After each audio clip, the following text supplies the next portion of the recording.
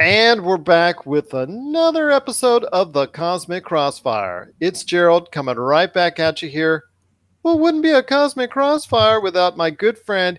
He is the lead commander at Rob McCallum Films. You got to check out everything that's going on today at Rob McCallum Films. Where at?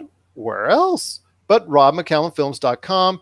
You got to check out all of his great projects, including the Kitty documentary, of course, the great He-Man documentary, Power of Grayskull, that you can now watch on Netflix, Box Art, the documentary, and so much more. It is my good friend. It is Mr. Rob McCallum. What's up, man?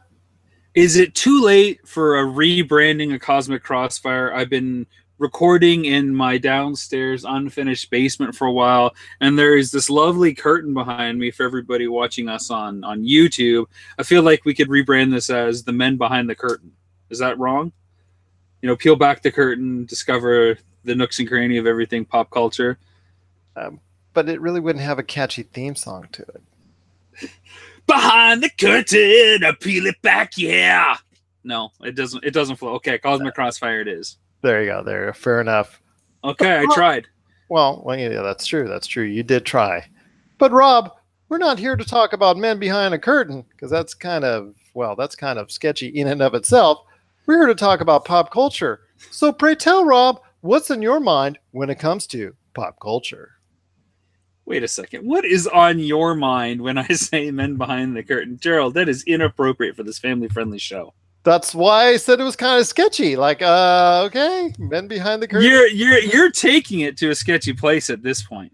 Can we stay on the rails here and get back on track? I'm not even going anywhere. The pop culture cosmos, the Cosmic Crossfire, the full-length episode, or whether people are listening to the short little spurts here and there, the little highlights, the shotgun bullets that you like to put out on the other shows.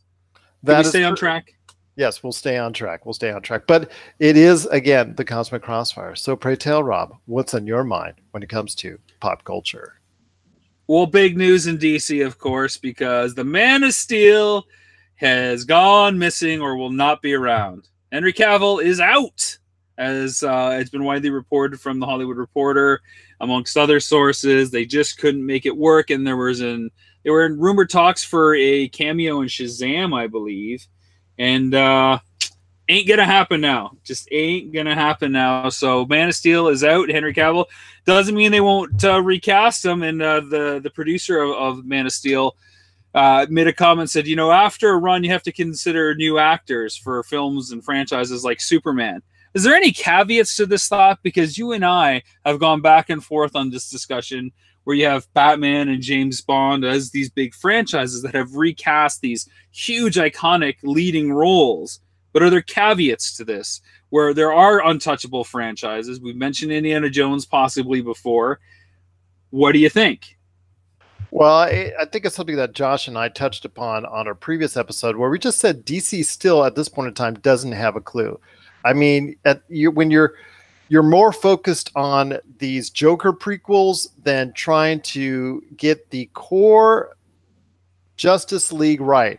The basic 4 to 5 superheroes that you need to get right, and you still are just finding so much trouble to get everything right outside of Wonder Woman. It seems very perplexing. I mean, this is going on several years, Rob, and we're talking about movies that generate, even with bad word of mouth, with bad reviews, still anywhere from the high 5s to the low 7s as far as hundreds of $1 million. Just think if these movies had some good screenplays, good stories, good narratives, and real interesting character interplay within them. For the most part, you would be talking about $1 billion movies, and we wouldn't be having this conversation continually about what in the world is DC doing. So are you trying to say, because I think you're crossing the streams here proverbially, I think you're suggesting that they wouldn't be losing their leading man in red tights and blue tights had the films done better or do better or be received better, and this was just like one of those loopholes where Cavill said, no, I'm kind of out of here. Is that what you're suggesting, that they're losing people because of the quality of the films? Or are you saying that it's okay to lose them and recast, because eventually they'll get back on track, or they won't get back on track, so they shouldn't worry about ever recasting.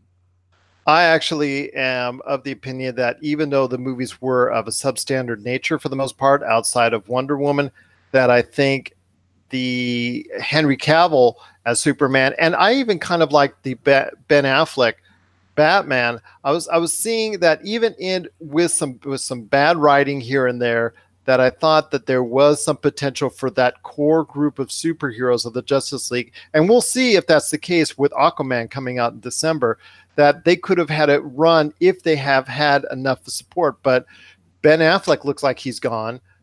Josh had said that Ray Fisher looks like he's gone, and now you see Henry Cavill is gone, and all these replacements that are rumored that they're talking about, whether it's Michael B. Jordan, whether it's a Supergirl, whether it's someone else, whether it's somebody that Josh suggested or I suggested or you would suggest, it leads to a continual narrative that the fans become disinterested when up at the top at Warner Brothers and DC, you just don't have the consistent leadership and the consistent plan that's out there. If we let me finish this. That if you see what's going on the other side of the fence with Marvel, yeah, they probably threw him a ton of cash, but look at what happened with Robert Downey Jr. He went over to Sony, did his cameo, did his thing with Spider-Man Homecoming, has helped still continuously help that franchise achieve the monumental success that it has, along with all the other names that are out there. Yes, some of them are at the end of their contracts, and they're probably very glad to be so. But with others in the when it comes to maybe Black Widow or maybe Thor or maybe a couple others that are longtime Marvel characters, maybe they want to continue that process because for them it's not just monetarily monetarily enjoyable to do so, but maybe still it's just kind of cool for them to play those characters as well. I just don't see that same kind of love on the DC franchise from either fans, the company, or the characters themselves. Well, I got to take issue with one thing that you said in there. That's just one? I have to start at least the one. And, I kind of tuned out after you started continuing going on because I couldn't get over this thing. Because you attack the consistency of DC films. And I got to tell you, if there's anything that has been consistent, it's been the lackluster quality and subpar storytelling from the DC films. It has been consistent, just consistently poor. It's been awful. You almost know what to expect every time. Would you include Wonder Woman in that realm? That's an outlier, and you can point to some Marvel films that aren't as great as others as outliers too. I would say the first Ant-Man wasn't that great. Oh, and obviously the first two Thors weren't that great. And I mean, you could and the Hulk.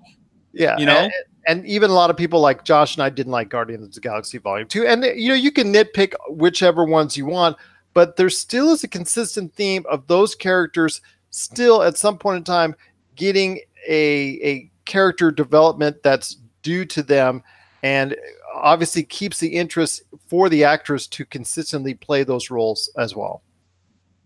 But we don't see it from Henry Cavill. Obviously, there's something outside of just, okay, did you want to go ahead and be in a cameo in Shazam?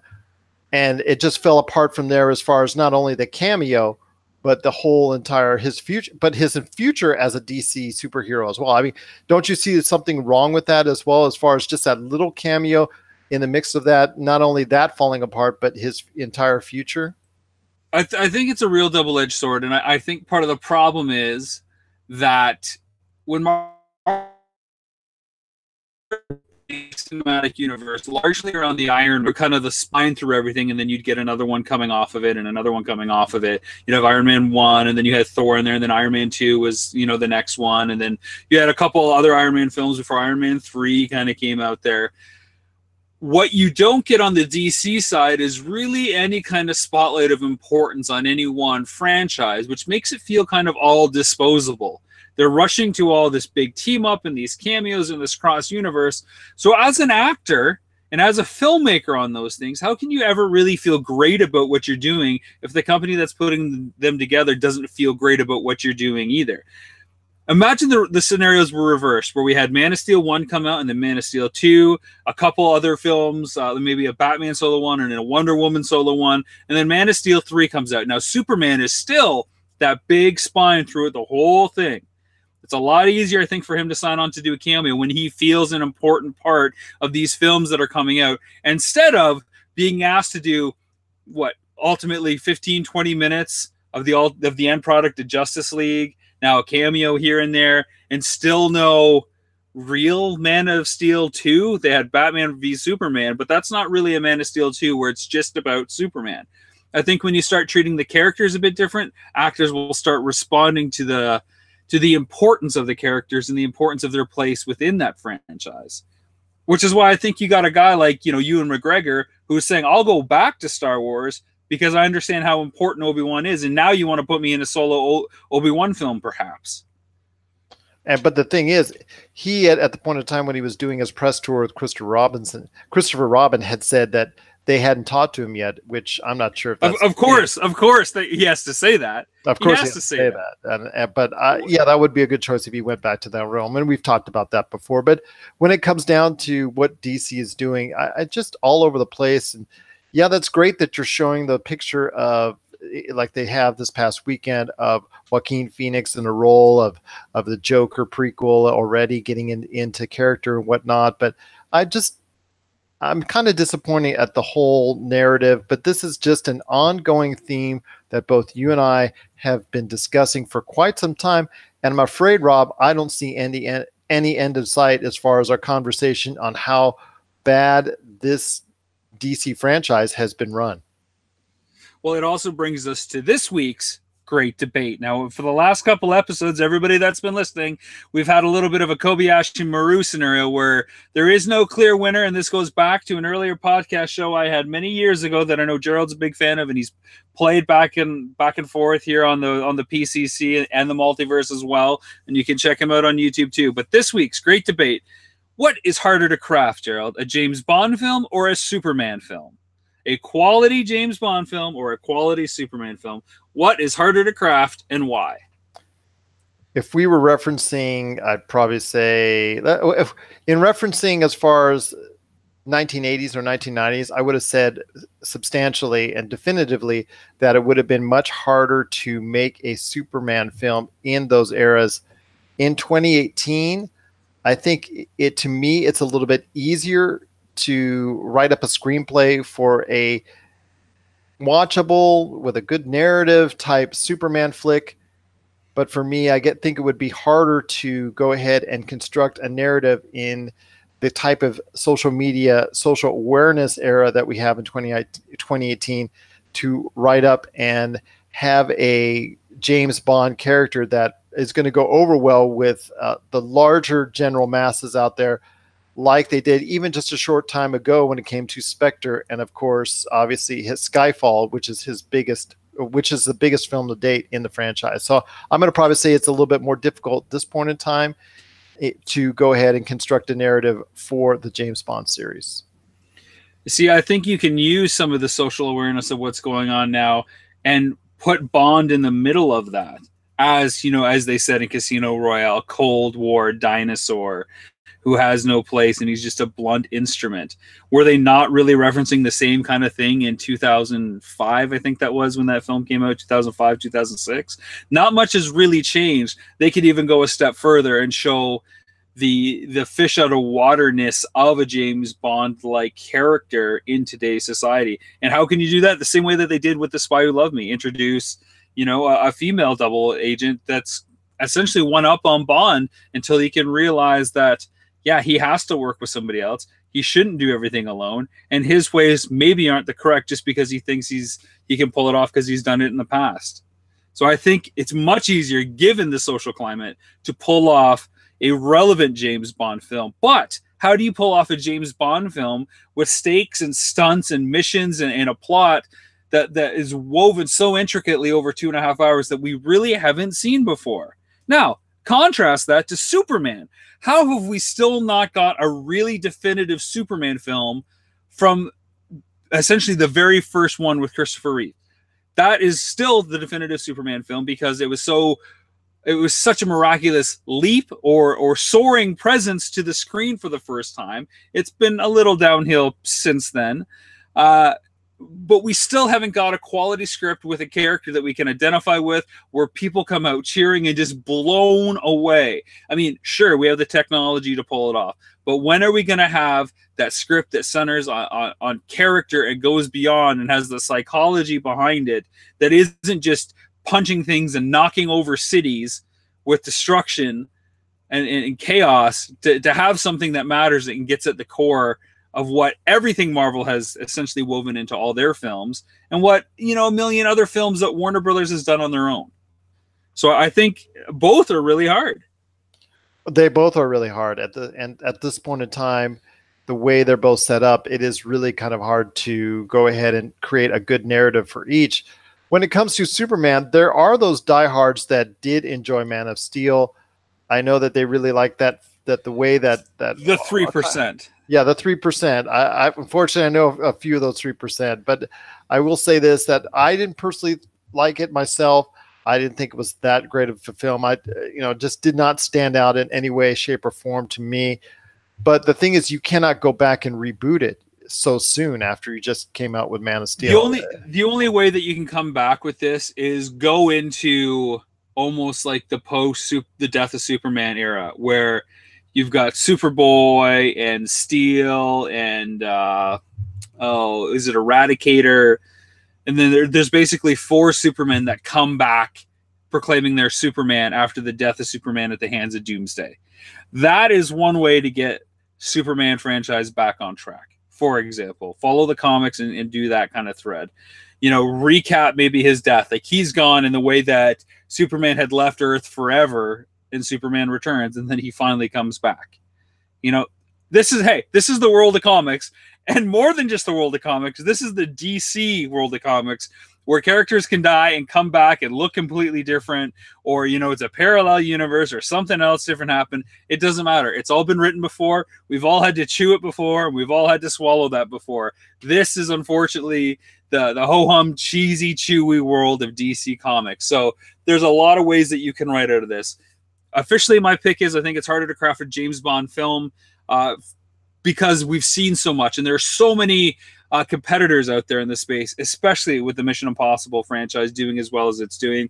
And of course, the Bourne franchise of the late 90s, early 2000s, still proving the actions there. And of course, you got stuff like Jack Reacher, again, another Tom Cruise action-packed franchise. But I just don't think there's an excuse for a bad Superman film when there's so many writers out there that should be given a shot, with so many great stories out there already. Give us Superman Red Son. If you want to do something completely different, go down that storyline. Well, there are a lot of narratives that you could go down through that the comics have made throughout the years. I mean, it's one of the oldest comics out there to date. So as far as a series, so there is a lot to go off of that they could do that, or create something new and in and of itself. So you're right. There's still a lot of work to do, and Henry Cavill being gone doesn't give you a foundation really to work off of that you've had before. You're going to have to do something totally fresh, totally clean, totally new. Or are you just going to simply just go ahead and recast the actor and just continue like nothing happened? That's what would scare me. And same thing with Batman, and same thing with Cyborg. Are you going to recast all 3 actors and just continue like nothing ever happened? That to me would be probably the biggest mistake of all. Yeah, they've got to find a way to sidestep it and get around it, even if it's information shared in other films. And then when they come back to an actual Superman film, there's maybe a bit of a backstory caught up through the opening credits, in the same way that in Sam Raimi's Spider-Man 2, we see the origin story rekindled for the audience through the opening credits, through almost like still images where we see Peter Parker get bit by the spider. Or even if look at something like Spider-Man Homecoming, where that exposition gets out there to the audience without it having to be really overly clunky. Exactly. So like I said, those were some good points. And you know what? We actually kind of agreed on that last subject. Amazing. I'm not going to say we totally agree. I'd say there's maybe an overlap area within the discussion. It's always too risky, and it's way too early in the show to say we've agreed upon anything. Well, neither are a walk in the park. How about that? That would be agreeing if I conceded. I can't do that. You know the nature of the show.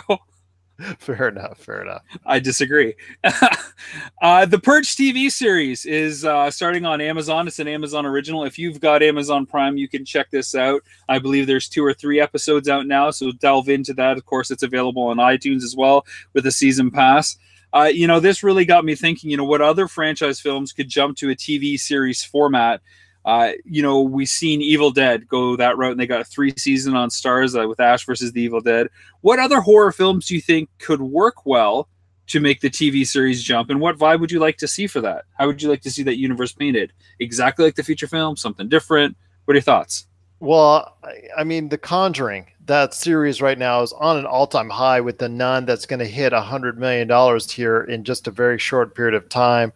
Yeah, it had a 66-point drop from the first week to its second, but it's still talking about a substantially large following. It's already garnered over $200 million worldwide, and that is supposed to be the original prequel of the Wallace stories that are out there. When you consider the Annabelles, the Conjuring series, and also The Nun, that's all tied in together. And there's so many stories from the Wallace files, the accounts from that family, the accounts and from that family. There's so much as far as files, stories, things of that nature that even Josh had mentioned that Eric Bana actually started a movie based off of one of those files, that you could go off of that. I think if you, it depends, how much do you want to continue the series on the big screen?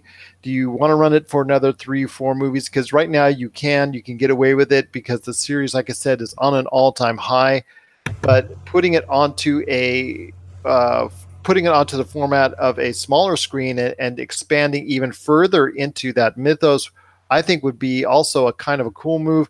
Actually, a much better move than The Purge, because as we've seen with the last Purge movie, which did not very well at the box office comparatively to its other iterations, that series may be dying out. That may have had its run. So The Conjuring might be the one right now that you would want to go ahead and focus on for a TV series, as far as maybe Netflix, Hulu, what have you. Yeah, I think there's a strong possibility there, and there's a few different ways that I could see that work. I mean, you could do it as single standalone episodes where they're investigating each of these case files, because some of them are a little bit more elaborate than others. So it's a little bit like Ghostbusters meets X-Files in that capacity. Or you could do probably a 6-episode arc. So you get roughly the same amount of time that you would in a feature film, but it's maybe hour-long episodes instead of half-hour-long. I don't know. I think you could do a little bit like that, or you can go a little bit something like American Horror Story route, where it's, The Conjuring, and then it's this season is, whatever this file is, almost like Star Trek Discovery is doing, where every season is its own standalone story that's a closed arc. So I think that's, definitely possibly a good idea. I can't agree because I just can't. I think I want to say this. It's based off the series from Ed and Lorraine Warren. I said something else, so I apologize. It's Ed and Lorraine Warren. Yeah, you said Wallace. I think it is the Warren's file. And there is right now, I would say, a lawsuit going on with the rights to that as well. And there was actually a lot of questions whether The Nun was going to be released, because it is tied to who has the rights to tell the Warren story as central figures as it pertains to everything. And maybe because The Nun is like a prequel that shows up later in the Warrens' cases, and this film, I guess, is more of the backstory that's elaborated instead of the Warrens' focus. That's how they're getting around it. Well, it's funny how these lawsuits come about with a successful series. Isn't that coincidental? No, well, anytime money's exchanged, there's another person going to be holding out their hand. It's just how it works. I think, another one that they could have done, and I think the boat's already missed on it, would have been It. I think Stephen King's It would have been a great miniseries, and instead of, two-hour films or whatever. I think you've got the breadth there. You've obviously got the source material. Anything Stephen King, really. I mean, we're getting Castle Rock, of course, but why not just the Stephen King kind of show? Again, like American Horror Story. What's this season? Oh, it's Tommy Knockers. What's this season? It's Pet Cemetery. But do it justice across 6 to 10 episodes, really in depth, and then start writing some original stuff. He's got the ideas, but there's so much source material out there. You've almost got to go with some of those favorites too, right? But you can't fault them, because look at what happened with it. It became such a huge box office smash. There's It 2 on the way, and it has already been done as a mini series by ABC a long time ago. And it obviously hasn't aged very well, but revisiting that concept wouldn't be a bad idea. But obviously at this point in time, due to the success of it looks like it was the right way to go, instead of maybe going ahead and just putting it on a smaller screen format. When I look at how Evil Dead made the transition, this is a film that was huge in the 80s and spawned 2 sequels from it, of course, Evil Dead 2 and then Army of Darkness, and then, of course, the reboot of Evil Dead with Freddy Alvarez directing. I also think, maybe a Friday the 13th. We've seen a bunch of those. We've also seen Halloween, and Nightmare on Elm Street would be another one that could come back as a series, and maybe you just brand it as like movie monsters, and this one is like Freddy Krueger, and then you get to tell like the 10 episodes of Nightmare on Elm Street in a way that's never been done before. Instead of kind of gambling with all your eggs in one basket, you do the series, which sure will have a higher cost, then maybe you can do a little bit more after as a result of having a complete series. I'm just right now. I think right now that Hollywood is looking closely at the Warren stories, and just deciding that if that's the one that they want to go with. But I think there's a lot to tell with all the Warren files and things of that nature. So I think right now my number one choice to do a TV series off of would be the Conjuring series. Looks like Netflix could lose a quarter of their subscribers if they introduce ads. Asked if they would still use Netflix if it reduced the price of a monthly subscription to $3 a month as part of including ads on the service, and 16% said they would still cancel their Netflix subscription.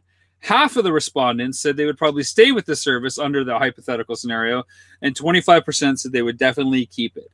How do you feel about Netflix introducing ads, and where do you fall in these survey results?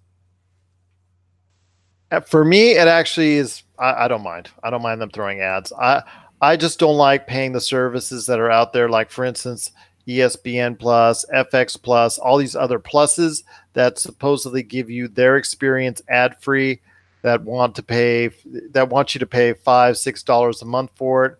I'm cool with ads. I just go ahead. That's my time to go use a restroom, go talk to someone, go shoot off an email, go do something, go cook, go something as far as outside of just going ahead and paying attention to whatever ads. To me, it's not an issue. And if it brings the price down, that makes it more attractive for me as a consumer.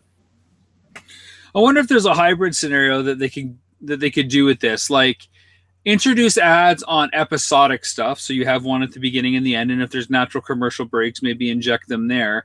And instead of interrupting feature films, what if they gave every user like 30 uninterrupted viewings for the month, so you could essentially watch a movie a day uninterrupted, but once you go through that, then you get an ad at the beginning, one in the middle, and one at the end.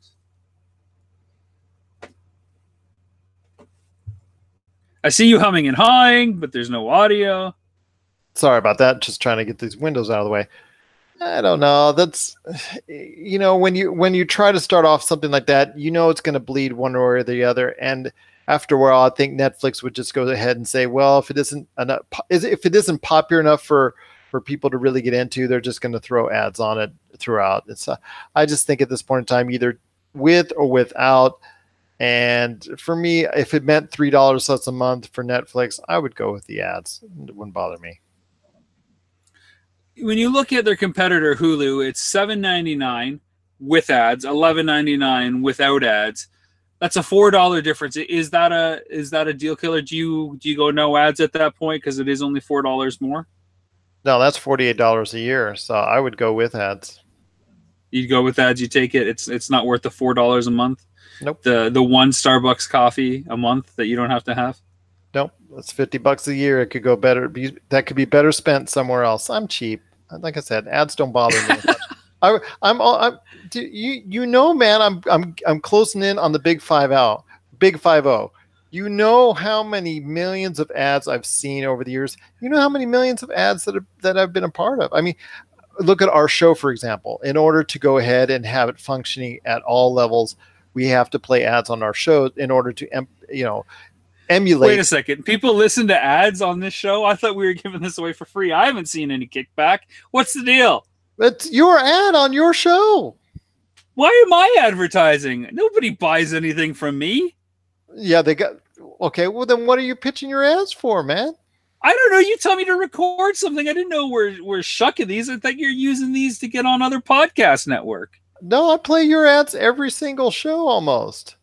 Oh, what's the point? I don't get any money from anything I've recorded. I apologize to all our listeners for having you listen to my ads, so on and so forth. I'm sorry. What are you sorry about? Go. I'm wasting everybody's time. You want to ask me about what's going on? I'll tell you what's going on where people can find stuff. But yeah, I don't make any money from this stuff. Nobody buys this stuff. Nobody goes ahead and uses it as a reference to go ahead and check out Bauer, Grayskull, He-Man, and the Masters. People are organically finding that on Netflix for free. Oh, it's okay. I'll keep playing it anyways.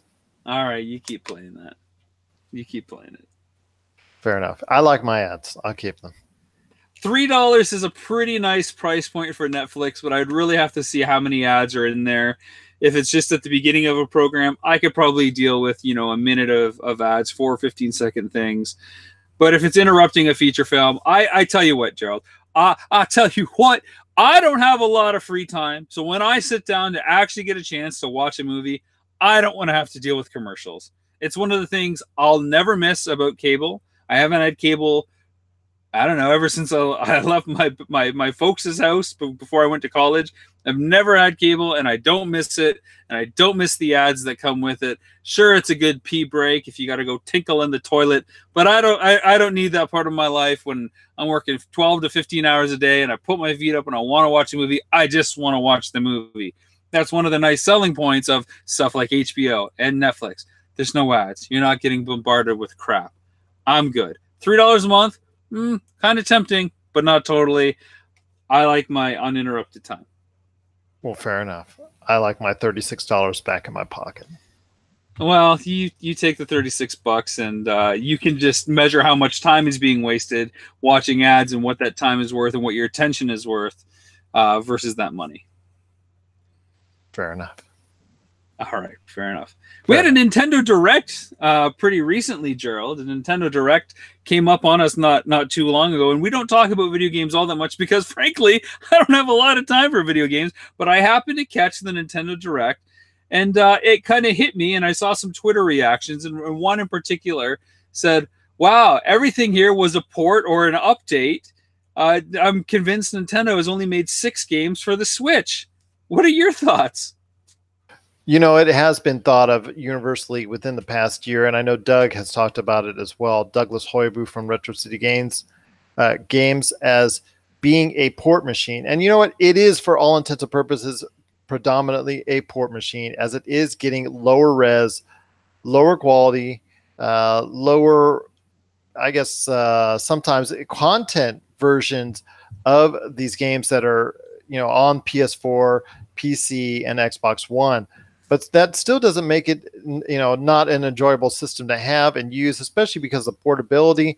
But this is what we expected. I mean, this is the same type of transition, the same type of thing that happened with the Wii, even at the height, with so much garbageware, with so much, third-party stuff going to the Wii. Yeah, there was a lot of stuff that was made for it original, but there was also quite a bit that was ported over to it. It's a lot of poor stuff, a lot of good stuff, but hey, there was still a lot to choose from when it came to the Wii, and we're now seeing that with the Nintendo Switch, that there are a lot of things that are out there for Switch owners to buy. But yes, a lot of these things are the same things that they could have bought on a PlayStation 4 and Xbox One. And I have heard a lot of times already in the almost 2 years that it's been out, a lot of people saying that are Switch owners saying, I can't wait to get this again. I can't wait to buy this again. I can't wait to buy this again, which is just cracks me up to just makes me laugh almost inside every time I hear it, because okay, you're spending in some cases 30, 40, 50, even $60 again on something you paid 30, 40, 50, $60 before, and could probably buy substantially less if you just wanted it on the PlayStation 4 or the Xbox One. Well, it's hard for me to comment on the rebuy of existing content, because my iTunes library, since having kids and Apple TVs now, has grown exponentially to have the 4K versions or to have the HD versions available at any of the televisions in my home, despite having Blu-rays of some of these films, to have instant access in one room, so kids and mom and dad can watch something there, or while I go in another room have something else there. So it's hard for me to comment on the rebuy of content. That said, my son in particular will watch a film 15, 20 times, over the course of a week. So me spending $20, $1 a time, I can really justify that cost without too much concern. And I still always have the physical media for backup when I am doing the rebuy. As far as, the port machine comment, I get it. I still think that the nice added value, or the asterisk to that, is the Switch is portable.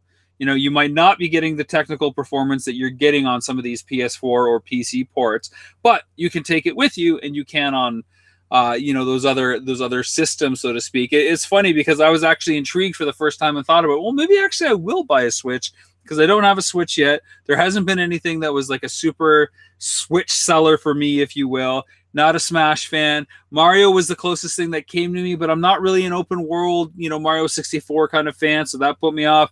Not a huge Zelda fan, so I haven't found that yet.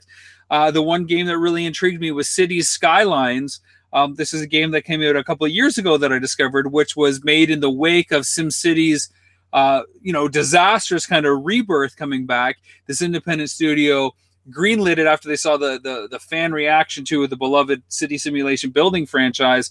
And I was like, wow, this is really good, because that's one of my favorite genres, whether it's Roller Coaster Tycoon and, of course, the Jurassic Park game that came out, Jurassic World Evolution.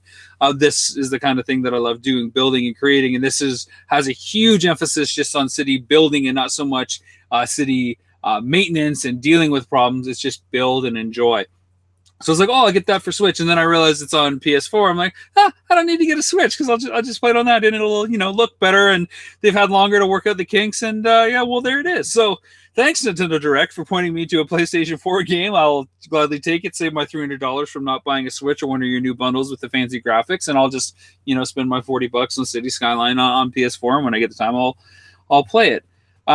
I do think that portability is a huge factor, though. And even, as a guy who puts the kids to bed or waits for my wife to come back, I can sit there and play something, quietly on a portable thing and not have to worry about what's on the kind of communal TV, which is nice. But it was really shocking when I started going through the library of select titles, what is original and what isn't. So when you look at the most recent Nintendo Direct, and they start off with Luigi's Mansion 3, well, that's all you're really kind of getting from that point on. You're not getting too much new, other than some like quasi sequels to DS games or 3DS games with, I think, Kirby, and then there's a Yoshi game as well. But they didn't even get too much fanfare or a lot of press.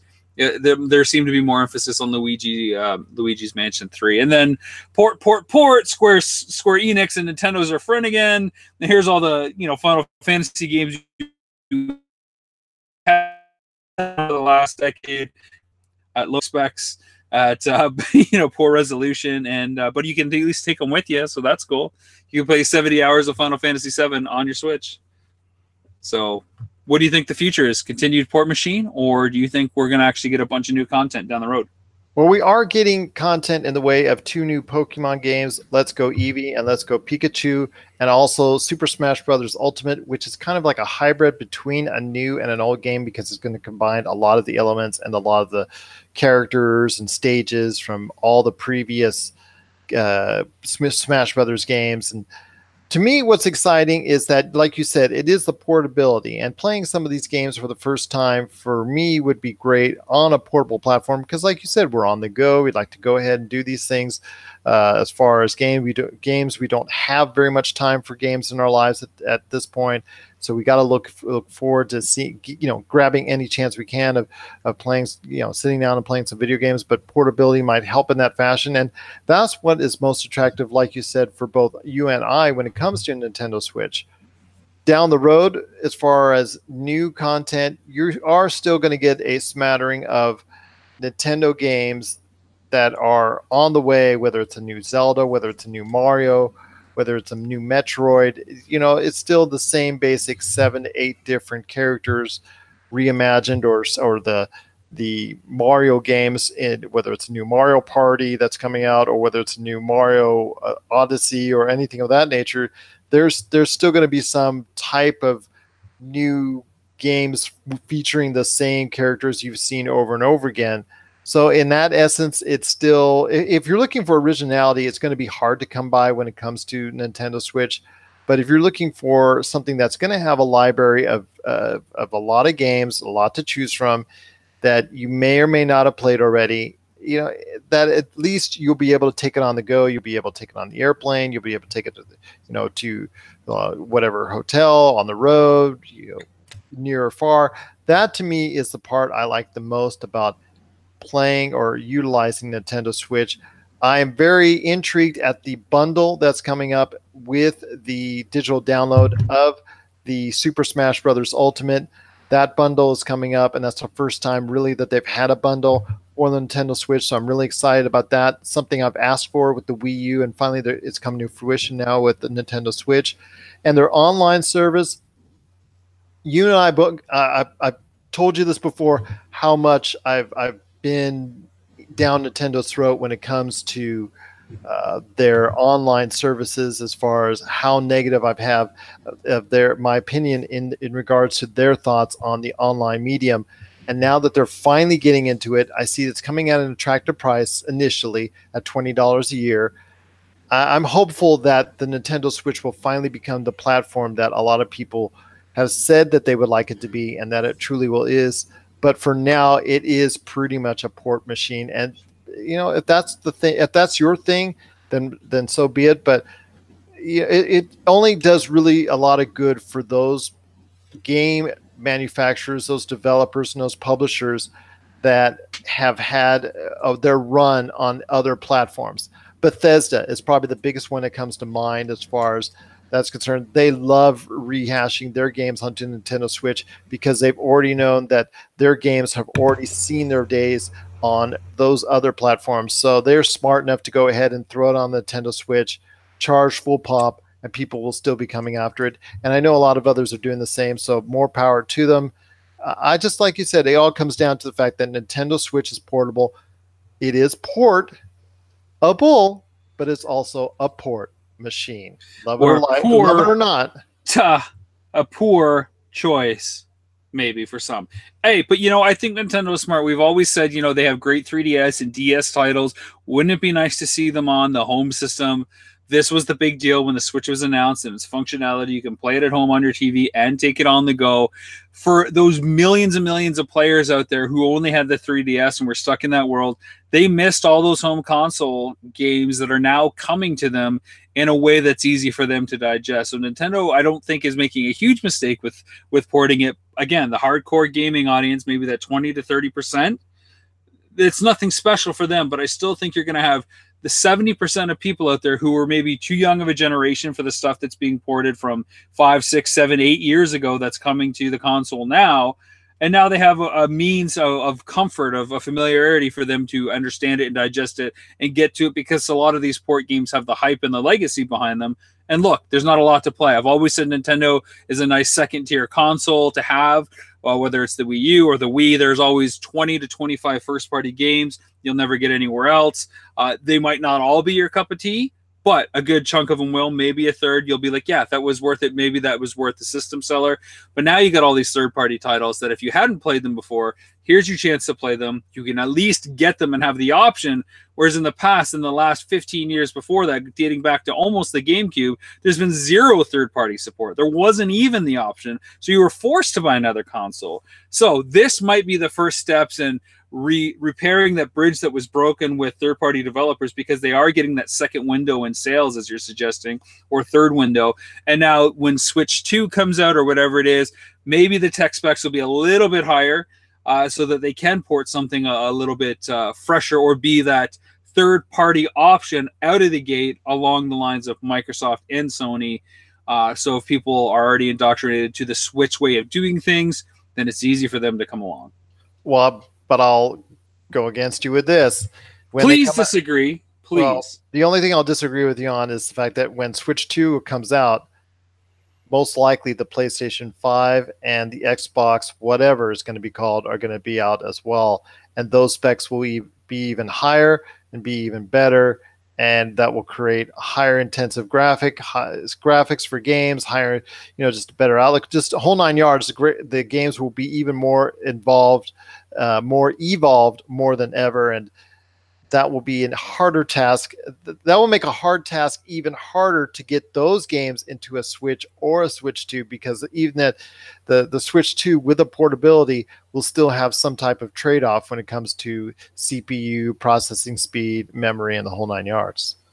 Yeah, but those tech specs aren't going to be too hard to guess. You know what I'm saying? Like, they're not going to be too hard to guess in the same way they were able to kind of sort out what they needed to make it friendly for everybody else to port those games from 5 or 6 years ago.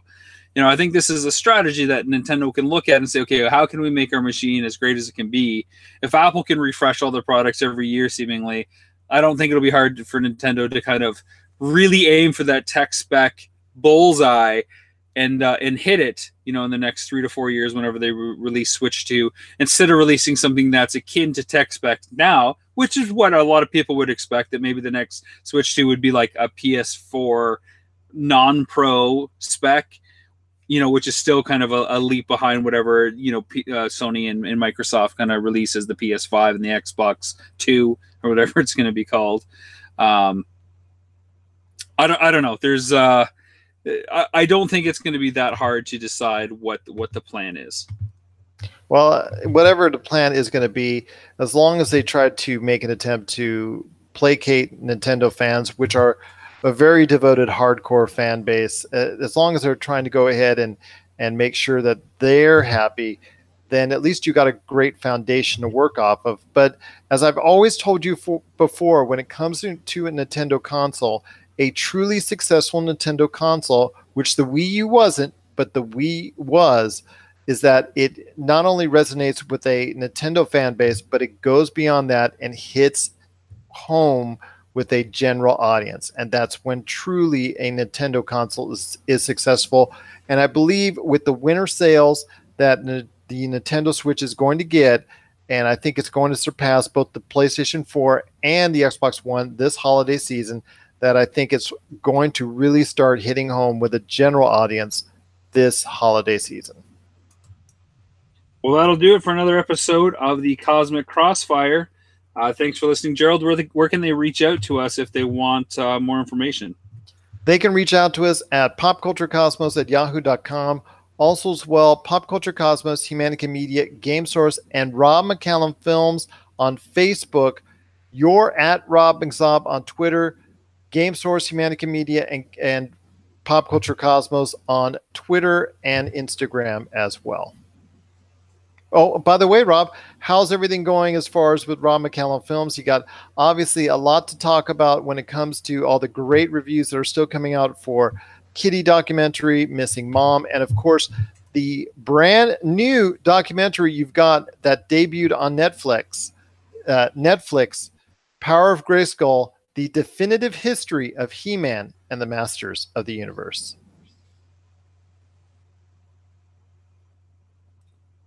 Everything's going great, Gerald. It's awesome. We got a lot of things in the work. The Kitty documentary continues to go well. Video game box art was just picked up for a film festival because of the trailer that we crafted. It's a film festival for trailers and promotional marketing material, so that's really exciting for us. And Power of Grayskull continues to go over really well. I've had a lot of people reach out wondering how they can get on Netflix and what that process is, and overall that they just really like to see their childhood and that it's such an in-depth look at the world.